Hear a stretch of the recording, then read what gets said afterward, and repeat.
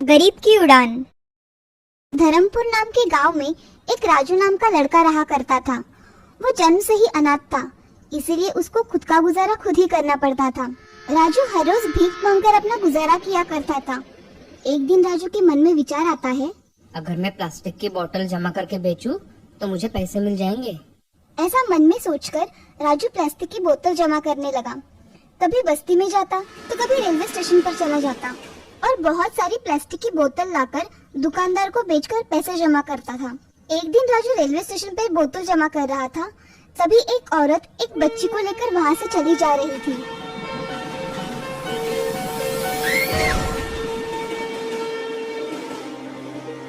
राजू उसके पास भागते हुए गया और उसे उठाने लगा, मगर वो कब की इस दुनिया से जा चुकी थी। दूर एक जगह एक छोटी बच्ची रो रही थी। वो उस औरत की बेटी थी।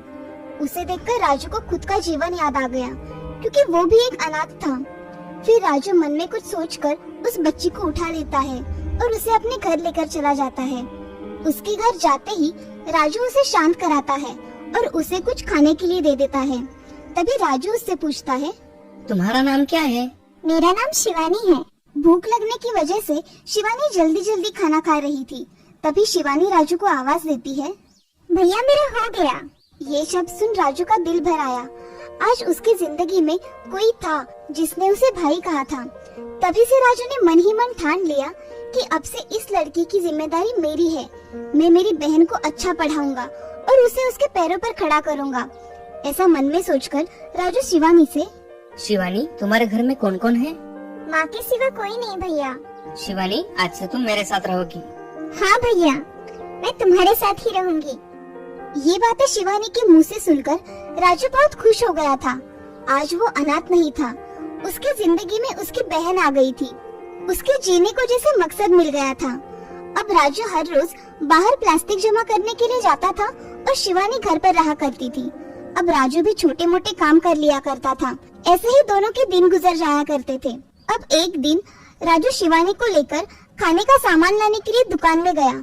तभी दुकानदार से, चाचा, मुझे 1 किलो चावल और आधा किलो दाल दे दीजिए और एक दूध का पैकेट भी।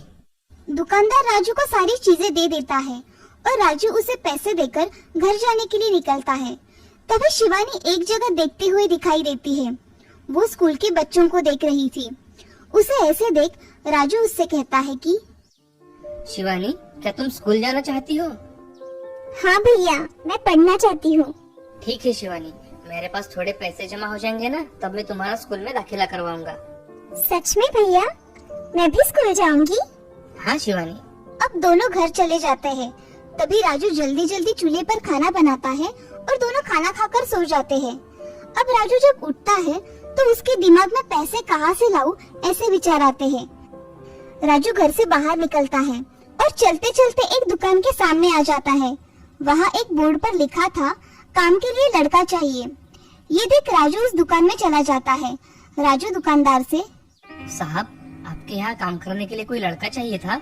हाँ, मुझे एक लड़का दुकान में काम करने के लिए चाहिए था, जो कि मेरी मदद कर सके। साहब, अगर आपको कोई एतराज ना हो तो मैं ये काम करना चाहता हूँ। बेटे, अभी तुम बहुत छोटे हो। नहीं, मैं तुम्हें काम पर नहीं रख सकता। बच्चों को काम पर रखना कानूनी जुर्म है। साहब, मुझे पैसों की बहुत जरूरत है, मुझे ये काम करने दीजिए ना। बेटा, मैं तुम्हें काम पर नहीं रख सकता और तुम्हें काम का भी अनुभव नहीं है। साहब, आप काम बता देना, मैं मन लगाकर सब काम कर लूंगा। कृपा करके मुझे ये नौकरी दे दीजिए। दुकानदार राजू की विनती देख उसे अपने दुकान में काम करने के लिए हाँ कह देता है। वो एक किराने का दुकान था और उस दुकान के मालिक का नाम था रवि सेठ। राजू अब घर चला जाता है और शिवानी से, शिवानी, मुझे एक दुकान में काम मिल गया है, अब मैं तुम्हारा दाखिला स्कूल में कर सकता हूँ। सच में भैया? मैं बहुत खुश हूँ। रवि सेठ बड़ा ही दयालु था। उसे राजू की दया आने लगी। वो उसे दुकान के तौर तरीके सिखाने लगा और देखते ही देखते काम करते करते उसे 1 महीना पूरा हो गया था और राजू को पूरे महीने की तनख्वाह 2000 रुपए मिली थी। ये देख राजू की आंखों में आंसू आ जाते हैं। वो अपने आंसू पोंछकर घर चला जाता है। घर जाते ही राजू ये खुशखबरी शिवानी को सुनाने के लिए आवाज देता है, शिवानी, शिवानी, कहाँ हो तुम? मुझे तुम्हें कुछ बताना है। हाँ भैया, मैं यहाँ हूँ। कहो, क्या कहना चाहते हो? शिवानी, मेरी पहली तनख्वाह हुई है। चलो अब हम स्कूल देखने चले जाते हैं। पहले स्कूल का एडमिशन कर लेंगे। सच में भैया? चलो। राजू और शिवानी बहुत सारे स्कूल देखते हैं, मगर फीस ज्यादा होने के कारण कोई उनका एडमिशन नहीं लेता और कई स्कूल में उनके पालक नहीं है, इसलिए उन्हें एडमिशन नहीं मिलता। ये सब देख राजू बहुत दुखी हो जाता है। उसे अब एक ही रास्ता दिखाई देता है। वो कुछ सोचकर रवि सेठ के यहाँ चला जाता है। वहाँ जाकर रवि सेठ से, सेठ जी, मुझे आपसे कुछ काम था, क्या आप मेरी मदद कर देंगे? हाँ हाँ, बोलो ना राजू, क्या हुआ है? सेठ जी, मेरे बहन की स्कूल में एडमिशन करनी थी, इसलिए मैं यहाँ आया। मैं बहुत सारे स्कूल में गया, मगर मेरी बहन को किसी ने एडमिशन नहीं दी। आपकी मदद हो जाती तो बड़ी कृपा होती। चल, मैं अभी तेरे बहन का एडमिशन करवा देता हूँ, आओ मेरे साथ। राजू और शिवानी रवि सेठ के साथ चले जाते हैं। रवि सेठ एक स्कूल में जाकर प्रिंसिपल से मिलते हैं। रवि सेठ प्रिंसिपल से, प्रिंसिपल सर, मैं यहाँ का दुकानदार हूँ। यह बच्चा मेरे यहाँ काम करता है। इसकी बहन पढ़ना चाहती है, तो इसे स्कूल में एडमिशन करना है। इन बच्चों के कुछ डॉक्यूमेंट है या इनके माता पिता यहाँ है? अरे सर, मैं इनकी जिम्मेदारी लेता हूँ। इनके पास कोई डॉक्यूमेंट नहीं है। तुम इस लड़की का एडमिशन करवा दीजिए, आपकी बड़ी मेहरबानी होगी। ठीक है सेठ जी, आप कह रहे हो और आप इनकी जिम्मेदारी ले रहे हो, तो मैं इन्हें स्कूल में एडमिशन दिलवा देता हूँ। फीस 2000 रूपए लगेगी। जी चलेगा सर। ये कब से स्कूल में आ सकती है? कल से ही भेज दीजिए। स्कूल 1 महीने पहले ही शुरू हो गया है, इसलिए कल से ही स्कूल में आने के लिए बताइए। धन्यवाद सर, अब मैं चलता हूँ। जी। ऐसा कहकर रवि सेठ स्कूल से बाहर आ गए और बाहर आते ही राजू को स्कूल का टाइम बता देते हैं और उसे स्कूल के कपड़े खरीदकर दफ्तर लाकर देते हैं और राजू से, राजू बेटा, मैंने तुम्हारे बहन का एडमिशन करवा दिया है। अब तुम इसे कल से स्कूल में लेकर आना, ठीक है? ठीक है मालिक। मालिक, मैं आपके पैसे थोड़े थोड़े करके सब चुका दूंगा। राजू बेटा, मैंने तुमसे पैसे मांगे हैं कभी? रहने दो। नहीं मालिक, मैं आपके सारे पैसे आपको वापस कर दूंगा। ठीक है, दे देना। मगर अब चलो घर जाओ, कल से इसे स्कूल लेकर आना है और दुकान भी तो आना है तुम्हें। हाँ सेठ जी, मैं चलता हूँ। ऐसा कहकर राजू और शिवानी वहाँ से चले जाते हैं। अब घर आकर राजू शिवानी से, देखा शिवानी, मालिक कितने अच्छे हैं, हमारी मदद कर दी उन्होंने। हाँ भैया, मुझे सच में यकीन नहीं हो रहा है कि मैं स्कूल में पढ़ने जाऊंगी। चलो शिवानी, हमें आज जल्दी जल्दी सब काम निपटाने पड़ेंगे और कल सुबह उठकर मुझे काम पर भी जाना है और तुम्हें स्कूल भी। चलो जल्दी जल्दी। हाँ भैया, चलो। ऐसा कहकर दोनों घर के काम कर डालते हैं और अगले दिन राजू शिवानी को लेकर स्कूल चला जाता है। उसे स्कूल में छोड़कर वो दुकान के लिए निकल जाता है। अब शिवानी स्कूल में जाकर अपने क्लास में बैठ जाती है और इधर राजू दुकान में आकर काम करने लगता है। तभी रवि सेठ दुकान में आकर राजू से, राजू, छोड़ा है तुम्हारे बहन को स्कूल में? हाँ मालिक, मैं उसे अभी छोड़कर आया हूँ।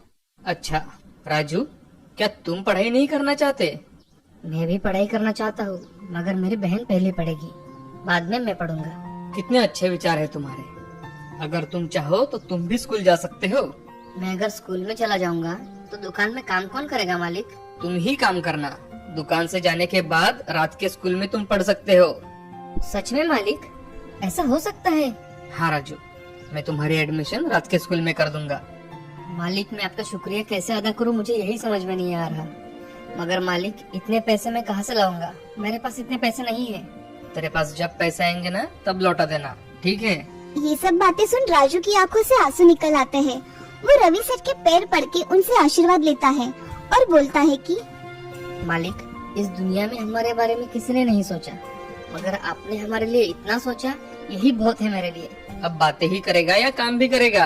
काम करके जाना है स्कूल में, समझे? सेठ जी, यूँ करता हूँ काम, आप देखिए सिर्फ। ऐसा कहकर राजू अपना काम करने लगता है। वो जल्दी जल्दी दुकान के काम खत्म कर लेता है। अब स्कूल छूटने के समय पर राजू शिवानी को लेने चला जाता है और उसे घर छोड़कर फिर से दुकान पर चला आता है। अब दुकान का काम खत्म हो जाने के बाद वो घर चला जाता है। घर जाकर ये खुशखबरी सबसे पहले शिवानी को कब बताऊं, ऐसे उसे हुआ था। शिवानी, शिवानी। हाँ भैया, मैं यहाँ हूँ, पढ़ाई कर रही हूँ। देखो, मुझे बुक्स भी मिले हैं। हाँ, बहुत अच्छे है बुक्स। मेरे पास तुम्हारे लिए एक और खुशखबरी है। क्या भैया? अब मैं भी स्कूल में जाऊंगा, वो भी रात के स्कूल में। काम करके स्कूल में पढ़ाई करूंगा। सच में भैया, तुम भी पढ़ाई करोगे? कितना अच्छा होगा। मैं बड़ी बनने के बाद तुम्हें काम नहीं करने दूंगी भैया। हाँ शिवानी, तू बड़ी बन के क्या बनेगी? भैया, मैं बड़ी बन के डॉक्टर बनूंगी।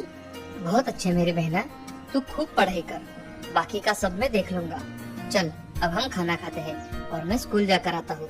हाँ भैया। ऐसा कहकर राजू और शिवानी खाना खा लेते हैं और राजू स्कूल में चला जाता है। अब स्कूल में जाकर राजू को बहुत अच्छा लगता है, वो मन लगाकर पढ़ाई करता है। ऐसे ही अब कुछ साल बीत जाते हैं।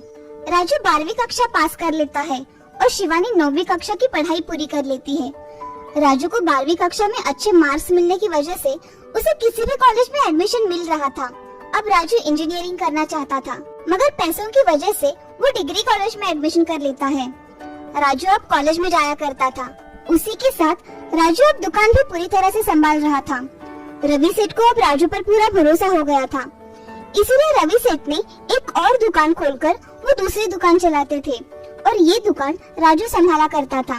शाम के समय सारा हिसाब रवि सेठ को देकर राजू हर रोज घर आता था। अब रवि सेठ की दुकान बहुत अच्छे चलने लगी थी, इसीलिए रवि सेठ राजू पर खुश थे। अब कुछ दिनों में शिवानी भी 10वीं में पहले नंबर से पास हो जाती है। राजू को बहुत खुशी होती है। राजू शिवानी को डॉक्टर बनाना चाहता था। उसे डॉक्टर बनाने के लिए राजू को बहुत सारे पैसे जमा करने थे, इसीलिए राजू अब थोड़े थोड़े पैसे जमा करने लगा। अब राजू डिग्री पूरी कर लेता है। अब वो नया जॉब ढूंढ लेता है। उसे अच्छी पगार की नौकरी मिल जाती है। अब राजू दुकान की नौकरी छोड़कर कंपनी में काम करने लगता है। शिवानी अब 12वीं की कक्षा पास होकर उसका जिले में पहला नंबर आता है। स्कूल में शिवानी का सत्कार होता है। शिवानी घर चली जाती है। तब राजू मिठाई लेकर घर आता है। शिवानी को देख उसे बहुत खुशी होती है। वो शिवानी से, शिवानी, आज मैं बहुत खुश हूँ। तुमने आज 12वीं कक्षा में जिले में पहला नंबर लाकर मेरा सर ऊंचा कर दिया है। ये सब आपकी वजह से हुआ है भैया। चल अब मिठाई खा। तुम भी खाओ ना भैया।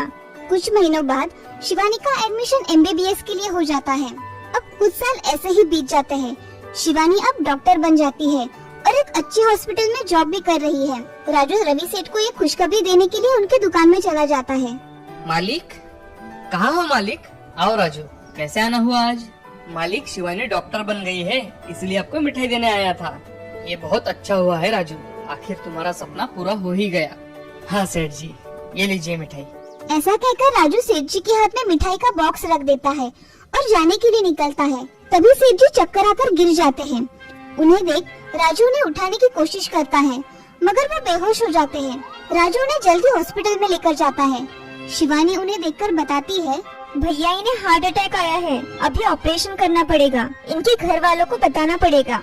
मैं उन्हें बताता हूँ, तुम इनका ऑपरेशन करने की तैयारी करो जल्दी। राजू रवि सेठ के घर फोन कर सारी बात बता देता है।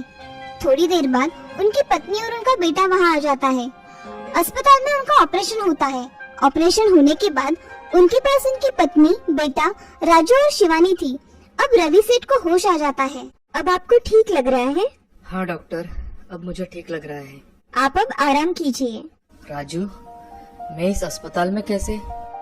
मालिक, आपको चक्कर आ गया था, इसलिए आपको मैंने हॉस्पिटल में एडमिट करवाया, तो तभी पता चला आपको हार्ट अटैक आया है। अब आपका ऑपरेशन हो चुका है और हाँ, आपका ऑपरेशन शिवानी ने ही किया है।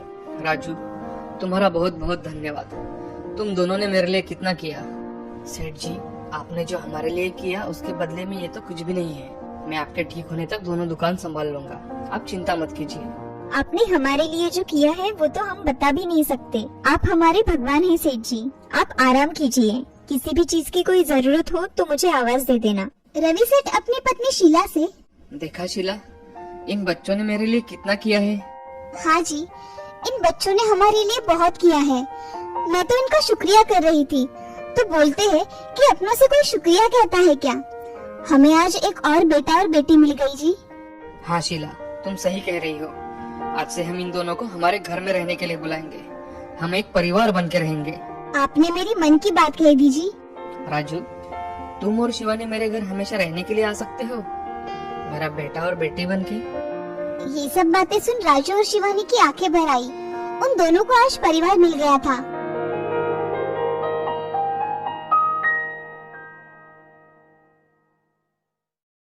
देखा दोस्तों, मन में अगर ठान ले तो हम नामुमकिन चीज हासिल कर सकते हैं। हमारे हौसले उतने बुलंद होने चाहिए। राजू ने अपनी बहन को डॉक्टर बनाया उसके सपनों की वजह से।